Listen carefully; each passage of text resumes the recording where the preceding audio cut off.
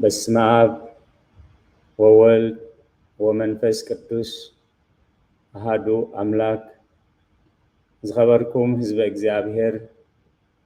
ነዚ ቅዱስ ቤተ ክርስቲያን እትህቦ አገልግሎት ኣብዘ ዘለኹም ምኾንኩም ስራሕኹምን ግዜኹም ብምንውሃሃድ ብኣንቃድዎን ብጥብዓትን ትከታተልዎ ዘለኹም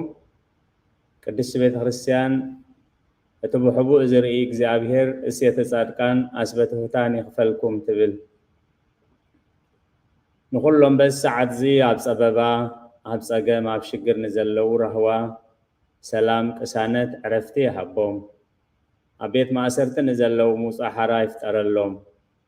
ብሞት ስጋ ንዝተፈልዩና ገነት መንግስተ ሰማያት ሃገረ ቅዱሳን የዋርሶም። ኣብ መሪር ሓዘን ንዘለኹም ደበሳ ቅዱሳን ይደብስኩም። ንኹላህና ከዓ ዘስተውዕለ ኣእምሮ ሂቡ መወዳእታና የፀብቐልና። ዝኸበርኩም ህዝበ እግዚአብሔር ንዓይ ነዚ ጉባኤ ንህዝቡ ንበረኸት ዝኸውን ህያው ቃሉ ንዝደኸሙ ዘበርትዕ ንዝወደቑ ዘልዕል ንዝቆሰሉ ዝፅግን ንዝተሰብሩ ዝዝንን ተስፋ ንዝቆረፁ ተስፋ ዝኸውን ህያው ቃሉ ኣብ ልሳነይ ክቐምጥ ኣብ ጸሎትኩም ክትዝክሩኒ እናተማሕፀንኩ ንኹላህና ከዓ ዝሰማዓናይ እዛን መንፈስ ዝዓቁር ጥጡእ ልቢ ዘተግብር ሰናይ ሕልና ክወሃበና ናይ እግዚአብሔር ቅዱስ ፍቓድ ይኹነልና። ኣብቲ ሒዝናዮ ዘለና ብዛዕባ ፍርዲ እግዚአብሔር ዝምልከት ንሎሚ ከም ፍቓድ እግዚአብሔር 6.6.9 ፍርዲ እግዚአብሔር ኣብ ልዕልቶም ንእግዚአብሔር ዝፈርህዎ ኣብ ዝብል ኣርእስትና ኣብ መዝሙር ዳዊት 76 ቁፅሪ 8-9 ፍርድኻ ካብ ሰማይ ኣስማዕኻ ኣምላኽ ንኹሎም ትሑታት ምድሪ ምእንቲ ኸድሕን ንፍርዲ ምስ ተንስአ ምድሪ ፈርሀት ስቕ እውን በለት እዩ። ፍርድኻ ካብ ሰማይ ኣስማዕኻ እግዚአብሔር ብባህሪኡ ፍርዲ ክፈርድ ከሎ በዳልን ተበዳልን ገፋዕን ተገፋዕን ዓማፅን ተዓማፅን ብማዕረ ናብ ኣምላኽ ዝምለስሉ ኢድ ኣምላኽ ዝጥዕምሉ ናብ ኣምላኽ ዘስተንትንሉ ክኸውን ምእንቲ እግዚአብሔር ንኩሉ ብማዕረ ዝውሳነ ዝውስን። ሎሚ ከም ፍቓድ እግዚአብሔር ፍርዲ እግዚአብሔር ኣብ ልዕሊ ልደት ያዕቆብ፣ ካልኣይ ፍርዲ እግዚአብሔር ኣብ ቃል ኪዳን ያዕቆብ፣ ሳልሳይ ፍርዲ እግዚአብሔር ኣብ ዓስቢ ያዕቆብ፣ ራብዓይ ፍርዲ እግዚአብሔር ኣብ ያዕቆብ ኣብ መጥቃዕቲ ላባ፣ ሓሙሻይ ፍርዲ እግዚአብሔር ኣብ ያዕቆብ ኣብ መጥቃዕቲ ኤሳው፣ ሻድሻይ ፍርዲ እግዚአብሔር ቅልስ ያዕቆብ ናይ መወዳእታን ሻውዓይን ከዓ ብስም ያዕቆብ ዝተዋህበ ኪዳን እግዚአብሔር ኢና ክርኢ ደጊመ ኣብ ጸሎትኩም ክትዝክሩኒ ደጊመ ይምሕፀን። ኣብ ዘፍጥረት ምዕራፍ 25 ቁፅሪ 25 እቲ ቅድም ዝወፀ ቀይሕ ኩለንትንኡ ከዓ ፀጉሪ ማቕ ዝመስል ነበረ፣ ስሙ ከዓ ኤሳው ኣውፅኡሉ እዩ። ስለ ቃላቱ እግዚአብሔር ዝተመስገነ ይኹን። ኤሳውን ያዕቆብን ክውለዱ ከለዉ ዝተፈጸመ ፍጻሜታት እዩ። ኣብ ቃል እግዚአብሔር ኣብ ቁፅሪ 26 ተጠቂሱ ዘሎ ያዕቆብ ከዓ ኩረኩሮ ኤሳው ሒዙ ወፀ እዩ። ኩሉ ግዜ እግዚአብሔር ዝገብሮ ነገር ብዕላማን ብመደብን ስለ ዝኾነ ኣብ ስራሕ እግዚአብሔር ኣጋጣሚ ዝበሃል የለን እዩ። ክንዲ ሰብ ምስ ኮኑ ያዕቆብ ነቲ በረኸት እግዚአብሔር ነቲ ብኹርና ዋጋ ከፊሉ ክብህጎን ክደልዮን፣ ኤሳው ከዓ ንብኹርንኡ ብሸለልትነት ብዕማኾ ጥጥቆ ብርስን ከም ዝሸይጥ ስለ ዝፈልጥ እግዚአብሔር ኣቐዲሞ እዚ ስራሕ እዚ ከም ዝሰርሐ እተን ምሕረስቲ እውን እግዚአብሔር ምስ ትውዓል ስለ ዝሃበን ያዕቆብ ቅድም ምስ መፀ ኤሳው ቅድም ምስ መፀ ምልክት ከም ዝገበራሉ ክውለዱ ከለዉ ግን ያዕቆብ ሸኾና ኤሳው ሒዙ ከም ዝተወልደ ቃል ኣምላኽ ይነግረና እዩ። ካልኣይ ፍርዲ እግዚአብሔር ኣብ ቃል ኪዳን ያዕቆብ ይብል። زفترت عسران تشعتن عسرا يعقوب كأم انت راهيل شوعات عمد تجزأ نعاء بمفتاو كأ كم حدث معلت خوينن ترى أي سب حكي سب علامة نتقنع علامهم بقنعنان بقرهنان كقل سخلو قل سبات كأنت علامها نبقى لأمتت كتقويو نبقى لأمتت كتقوملو الزدالي بزحاتيو كمثل زخونها أبونا يعقوب بقنعنا أبزها قرز بجكها دكها كالوت أمنتي اللوان እግዚአብሔር ከአቦቦታተይ ገይሩ እምነት ካብዘይ ብለን አንስተኸ ምጽ አዚዝኒ እሞ ነራሄል ጓልካ ደልየ ምስበሎ ረኸብ አይተሰአን ወይ አይከውንን እዩ ኣብ ክንዲ ዝብሎ ተራእዩን ተሰሚዑን ዘይፈልጥ ነራሄል ከመህበካ እንተ ዳ ኮይነ 17 ዓመት ክትግዛእ ኣለካ ከም ዝበሎ እዩ ዝኸበርኩም ህዝበ እግዚአብሔር ሎሚ ነዚ ንባብ ዝንቢብናዮ ክንሓልፍ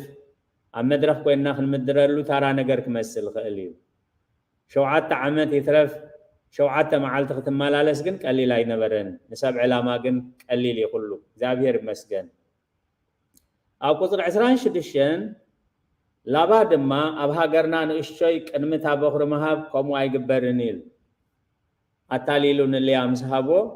ስለምንታይ ከምዚ ጌርካ ምስ በሎ ኣብ ክንዲ ይቕሬታ ዝሓትት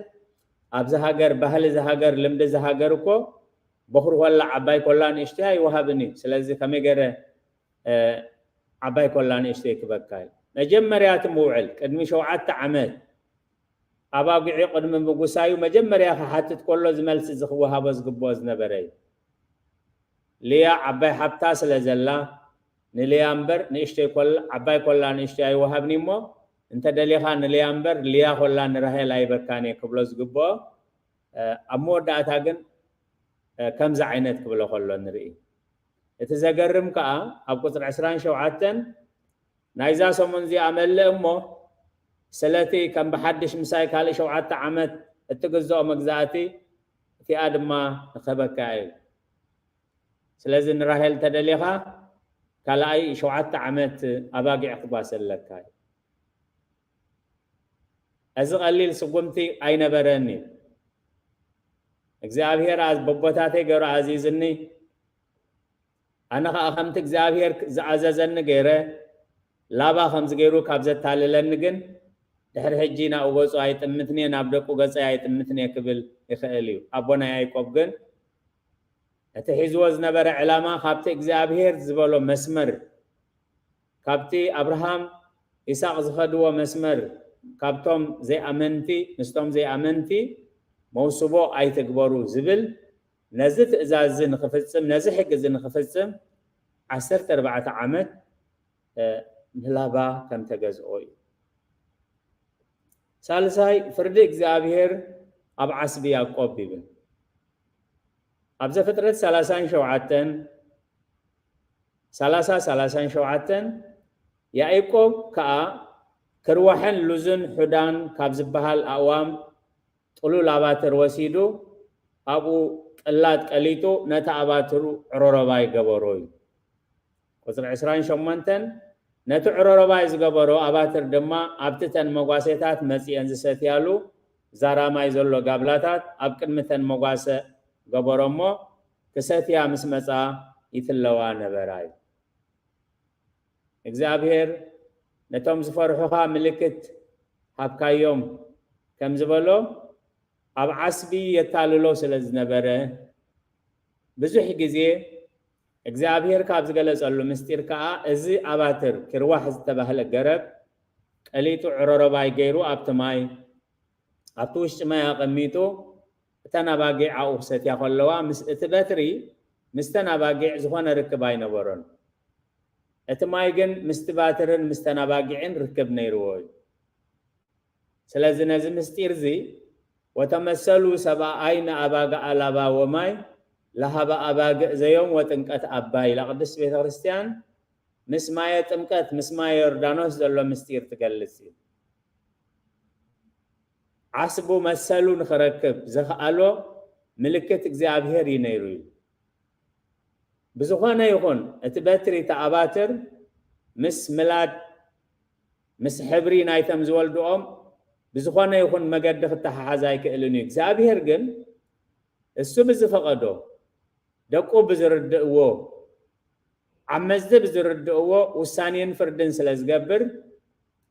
اتن 10 عمد تتغزو عسب تغداغاغمه زلواو طول زنبره እግዚአብሔር ግን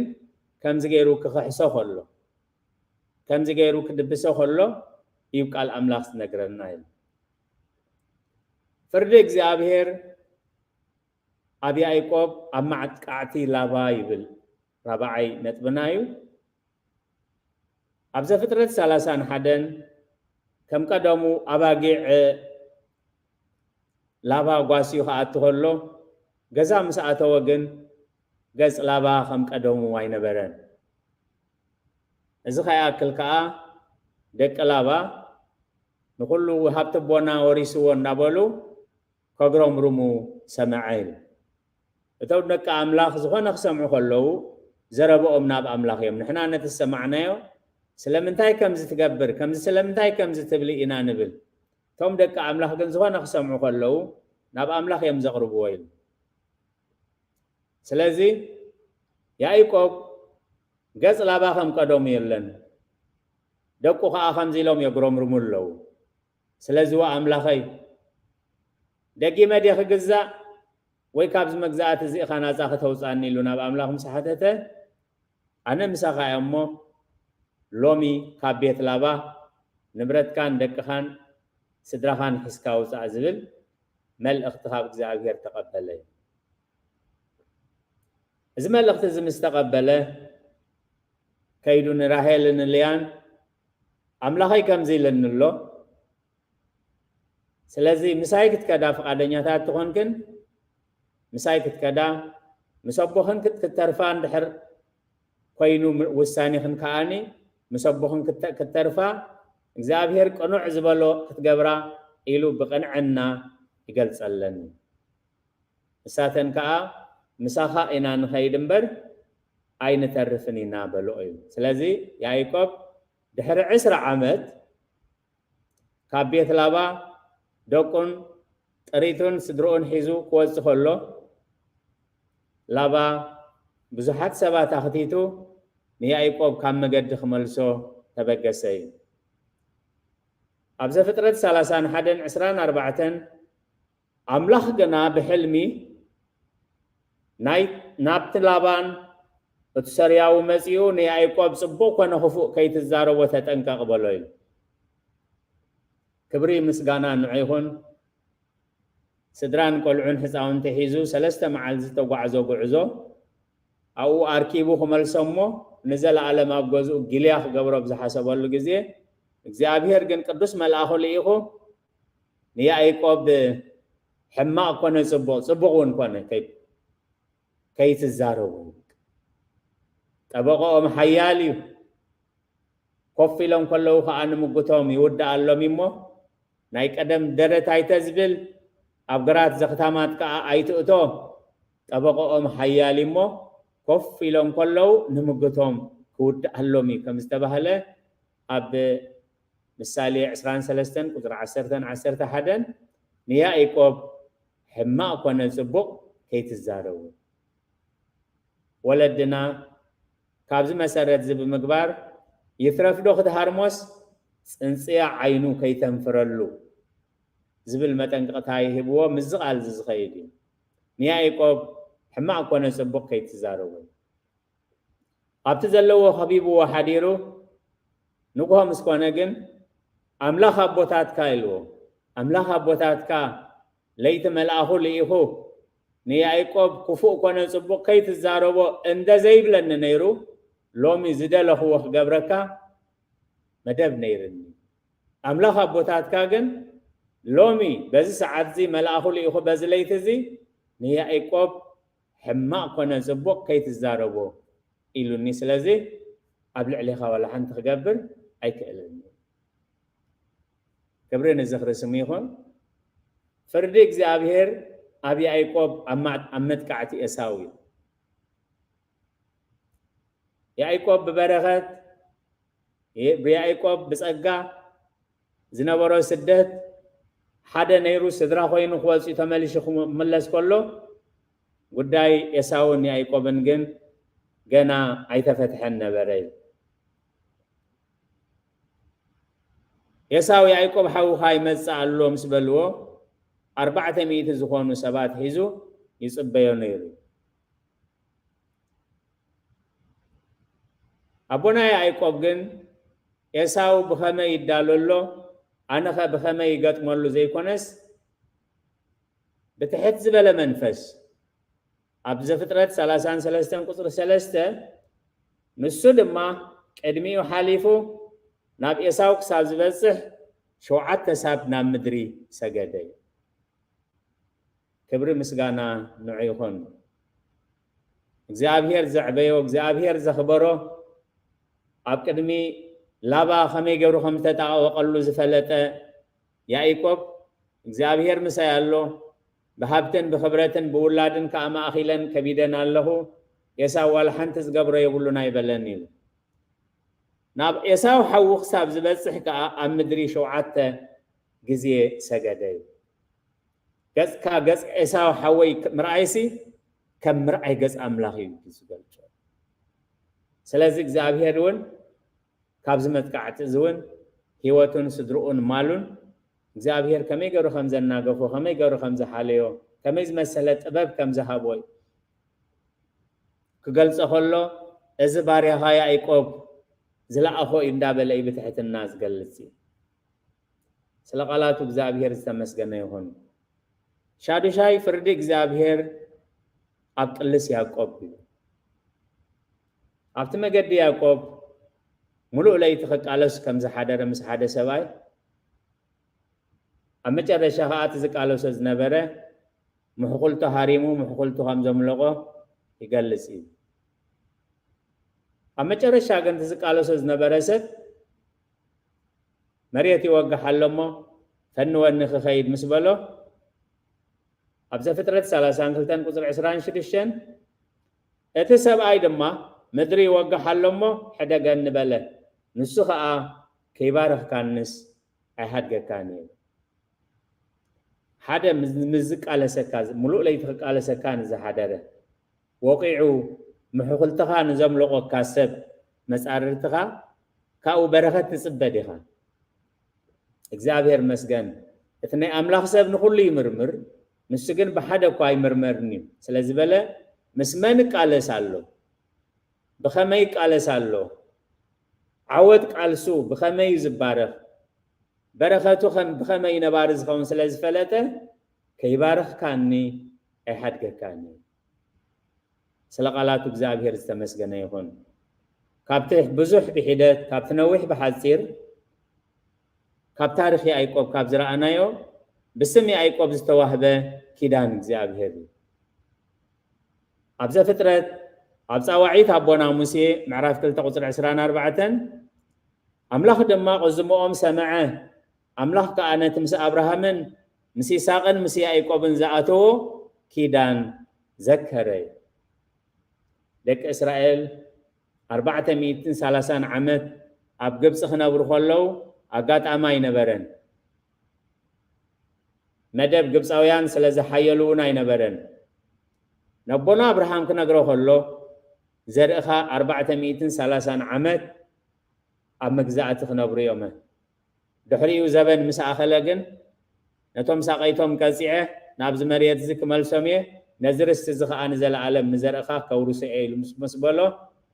ኣቦና አብርሃም ሓደ ሕቶ ሓቲትዎ ኣምላኽ እዚ መዓሲ ክኸውን እዩ እግዚአብሔር ከዓ ዓሞፅ ኣሞራውያን ምስ መለአ እዩ እጸንሆ ለአሞሬዎን እስከይፈጽም ኃጢአቶ ዓሞፅ አሞራውያን ምስ መለአ ሽዑ ንዘርእኻ ክመልሶም እዩ ስለዚ ኣቦና አብርሃም ንይስሐቅ ንያዕቆብ ስለ ህዝቦም ስለ ደቆም ነዚ ኺዳን እዚ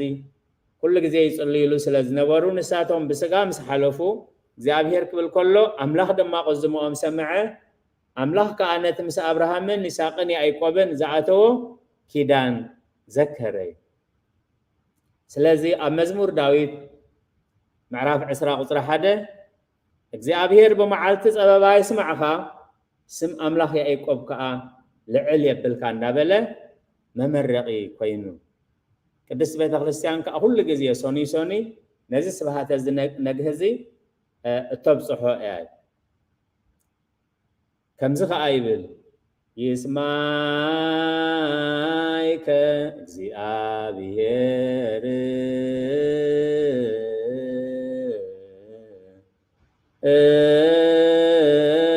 በዕለተ ምንዳብየ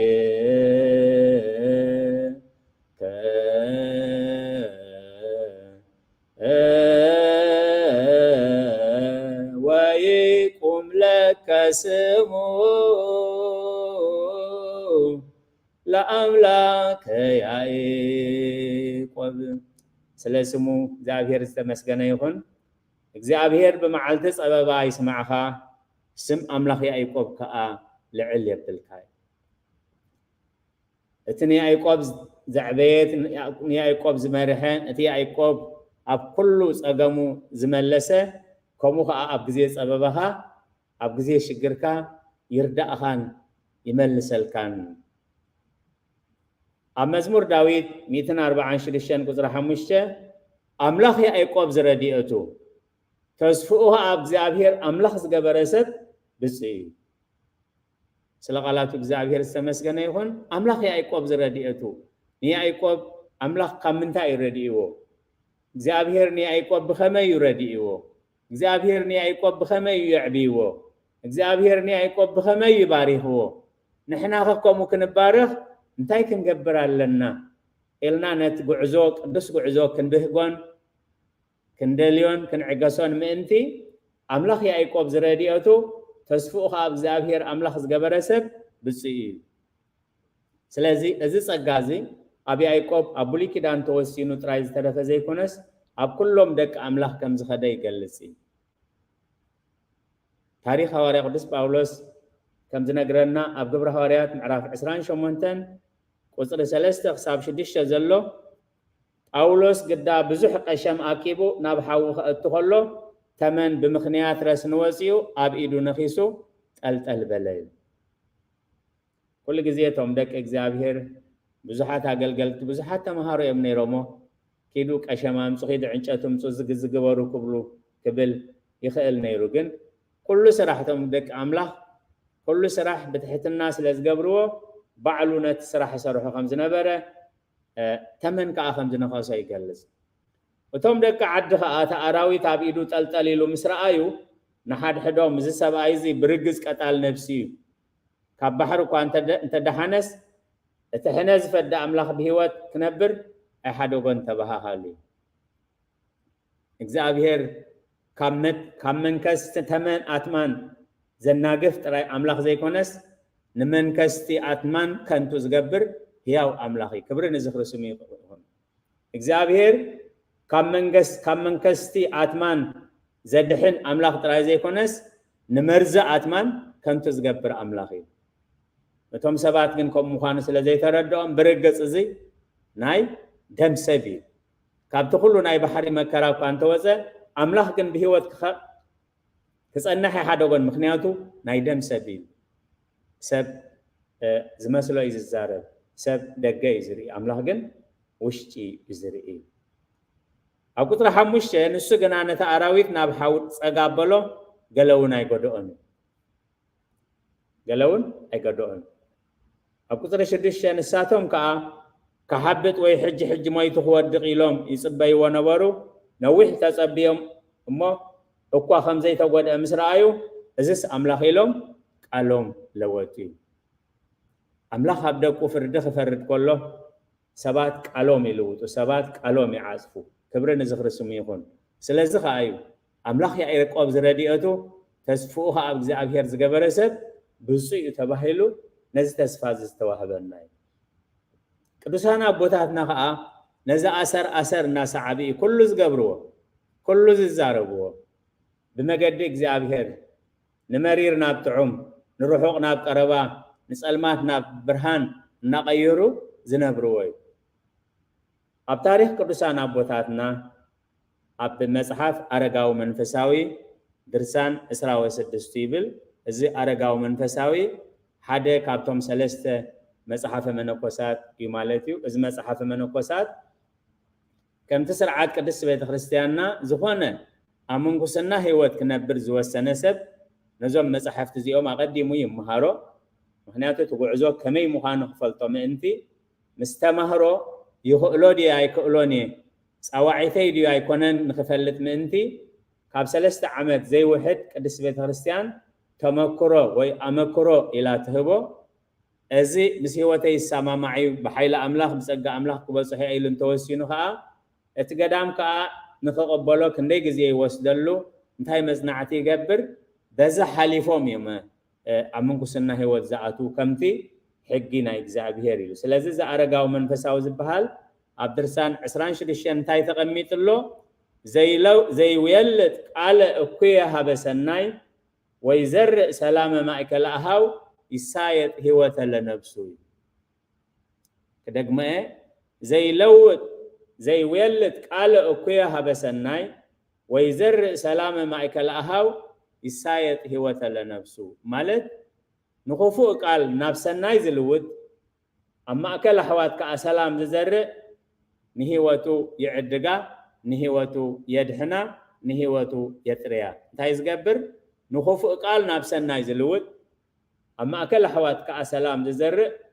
نهوتو كدحناي نهوتو كبجوائي زي تاريخ زي كما ينتدالنا أب حدا قدام حدا بونابت قدام كيدوم أبز بوتازي كعرف دليه أبزي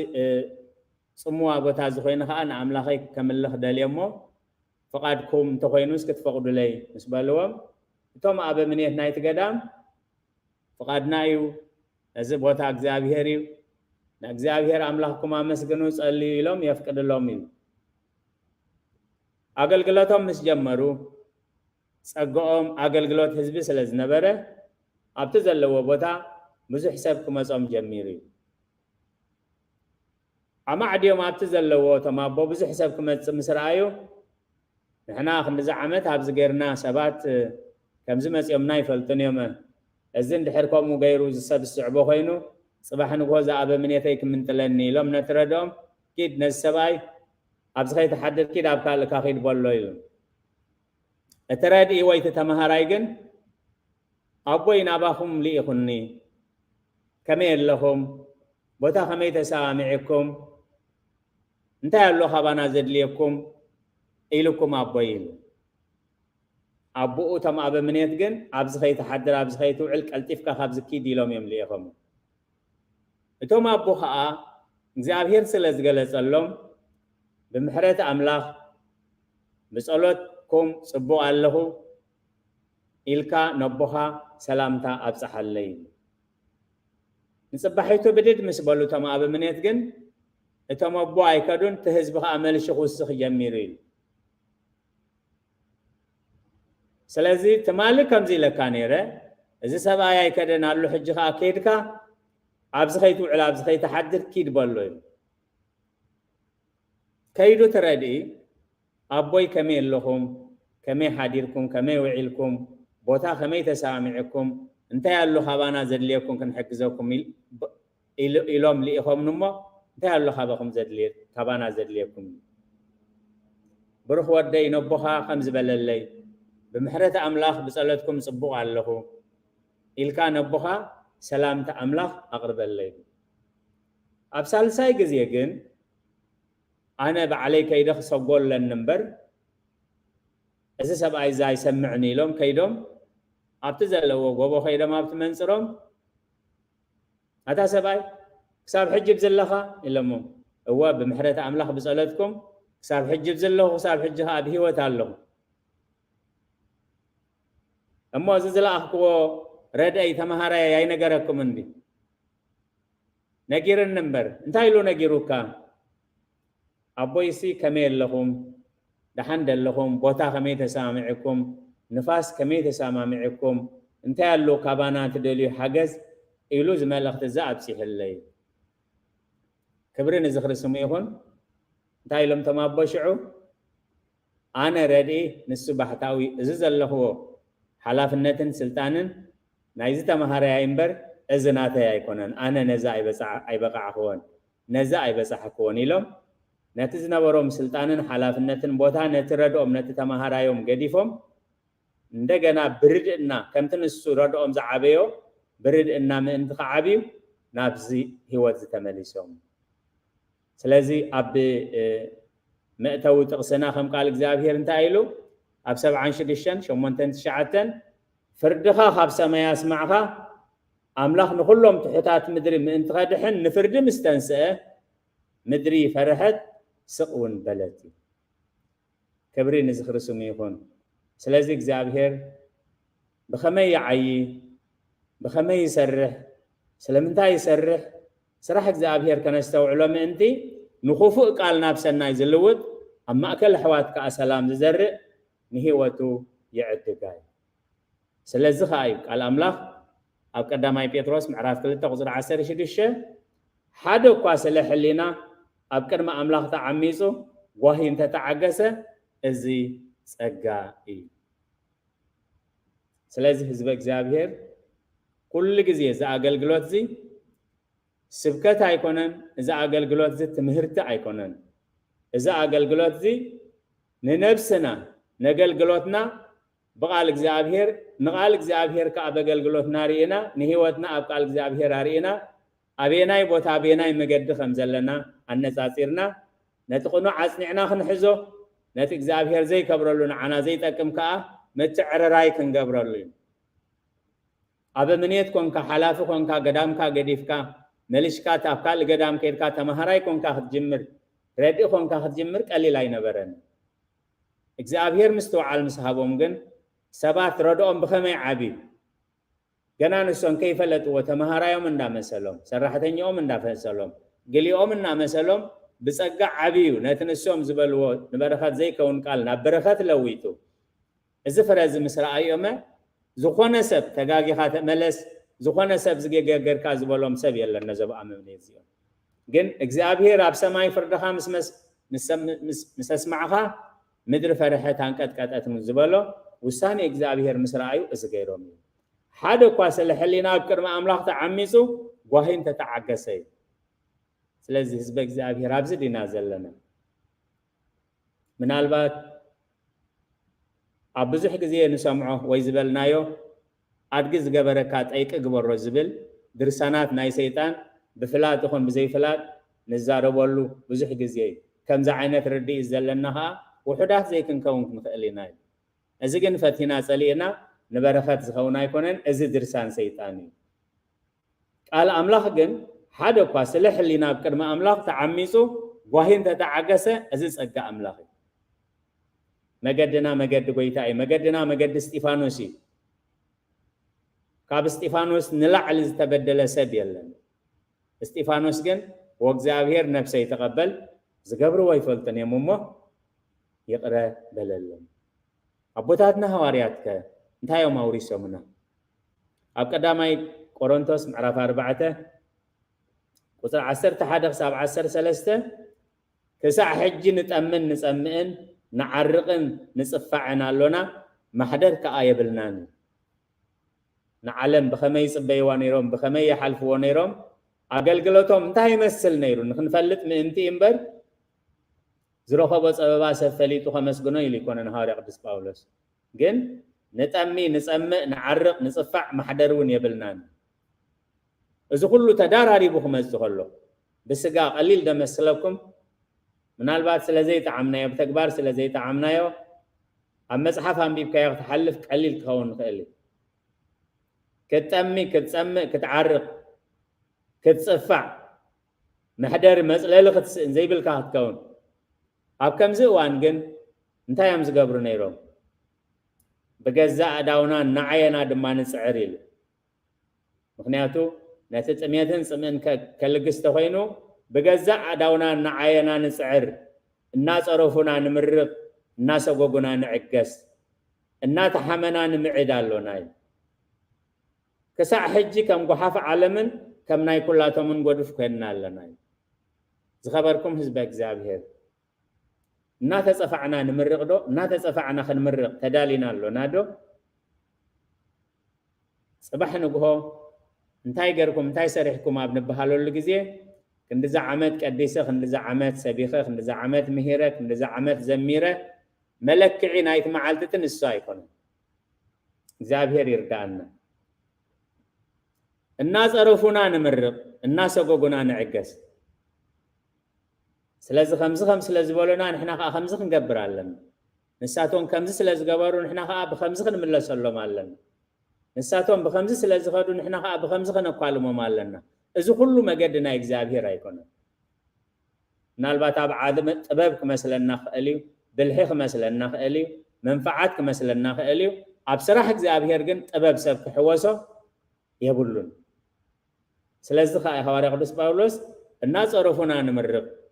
እናጸረፉና ንምርቕ እንተሊና እናሰገጉና ንዕገስ እንተሊና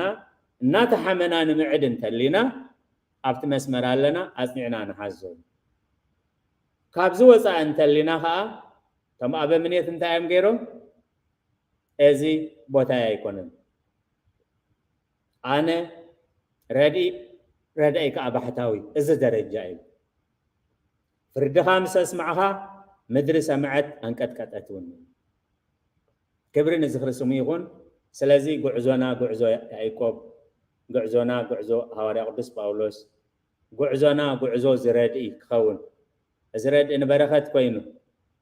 ኣቦይ ኪድልካ ኢሉ ነታ መልእኽቲ ከብፅሓ ቀላል እያ ነይራ ግን ቃል ኣምላኽ እንታይ ኢሉ ከምቲ ክንሰምዖ ፀናሕና ዘይውየልጥ ቃል እኩያ ሃበሰናይ ወይ ዘርኢ ሰላም ማእከል ኣሃው ይሳየጥ ህይወተ ለነብሱ ንኽፉእ ቃል ናብ ሰናይ ዝልውጥ ኣብ ማእከል ኣሕዋት ከዓ ሰላም ዝዘርእ ንህይወቱ ይዕድጋይ ዝኸበርኩም ህዝበ እግዚአብሔር እዚ ንብሎ ዘለና ብስጋ ዝከኣል ኣይኮነን ባዕልህና ክንገብሮ እንተዳኢልና ክንገብሮ ኣይንኽእልን ኢና ባዕልህና ክንሓልፎ እንተኢልና ክንሓልፎ ኣይንኽእልን ኢና ህያው ቃሉ ግን ተስፋ ሂብና እዩ ኣብ ወንጌል ዮሃንስ ምዕራፍ 15 ቁፅሪ 5 ብዘይበኣይ ሓንቲ እኳ ክትገብሩ ኣይትኽእሉን ኢኹም ብዘይበኣይ ሓንቲ እኳ ክትገብሩ እዚ ስለ ዝፈለጠ እዩ ሐዋርያ ቅዱስ ጳውሎስ ኣብ ፊልጵስዩስ ምዕራፍ 4 ቁፅሪ 13 በቲ ሓይሊ ዝህበኒ ክርስቶስ ንኩሉ ይኽእሉ እየ በቲ ሓይሊ ዝህበኒ ክርስቶስ ንኩሉ ይኽእሉ እየ ስለዚ